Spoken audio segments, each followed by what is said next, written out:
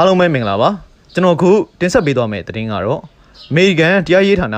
DOJ ကနေပြီးတော့ FBI အကြီးအကဲဟောင်းကိုသမ္မတဒေါ်နယ်ထရန့်ကိုချင်းချောက်တယ်ဆိုပြီးတရားစွဲလိုက်တဲ့သတင်းပဲဖြစ်ပါတယ်ခင်ဗျာသတင်းဆောင်ရင်ရုပ်သံလိုင်းမှာကြိုဆိုပါရစေ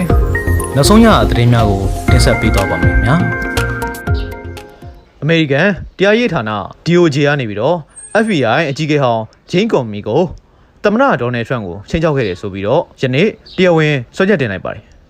စွဲချက်ရတော့ဂျင်းကွန်မီကကမ်းခြေမှာခရီးဝင်တွေကိုအသုံးပြုပြီးတော့8647ဆိုတဲ့နံပါတ်ပုံစံဖန်တီးထားတဲ့ဓာတ်ပုံကိုလူမှုမီဒီယာပေါ်မှာမျှဝေခဲ့တယ်လို့ဆိုပါတယ်အဲ့ဒီ8647ဆိုတဲ့စကားလုံးကိုအမေရိကန်ဘန်းစကားအရ86ဆိုတာဖယ်ရှားလိုက်ဖို့အဓိပ္ပာယ်ရပြီးတော့47ဆိုတာသမ္မတကိုရည်ညွှန်းတယ်လို့ယူဆပြီးတော့တရားရေးဌာနဘက်ကနေပြီးတော့သမ္မတရဲ့အသက်အန္တရာယ်ကိုချင်းချောက်မှုဖြစ်သတ်မှတ်ထားတာဖြစ်ပါတယ်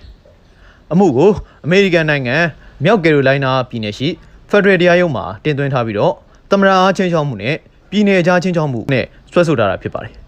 ဒီမှုဟာလက်ရှိအချိန်မှာနိုင်ငံရေးအတွင်းအပြည့်အထန်ဆွေးနွေးမှုများဖြစ်ပေါ်စေပြီးတော့စကားလုံးတစ်ခုရဲ့အဓိပ္ပာယ်ကိုဘယ်လိုသတ်မှတ်မလဲဆိုတဲ့အငြင်းပွားမှုတွေတပြိုင်တည်းဖြစ်ပေါ်နေပါတယ်ဒါပေမဲ့ဂျင်းကွန်မေကိုတရားရုံးကအပြစ်ရှိကြောင်းမဆုံးဖြတ်သေးတဲ့အတွက်ဒီမှုကိုဆက်လက်ပြီးစောင့်ကြည့်ရမှာဖြစ်ပါတယ်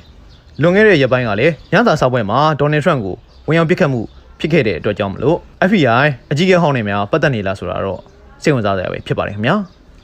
ယခုလိုမျိုးနောက်ဆုံးရသတင်းစုံလင်တွေကိုအမြဲတင်ဆက်ပေးသွားမှာမို့ follow လေးလုပ်ထားဖို့မမေ့ကြပါနဲ့ခင်ဗျာအားလုံးကိုကျေးဇူးများတင်ပါတယ်ဗျာ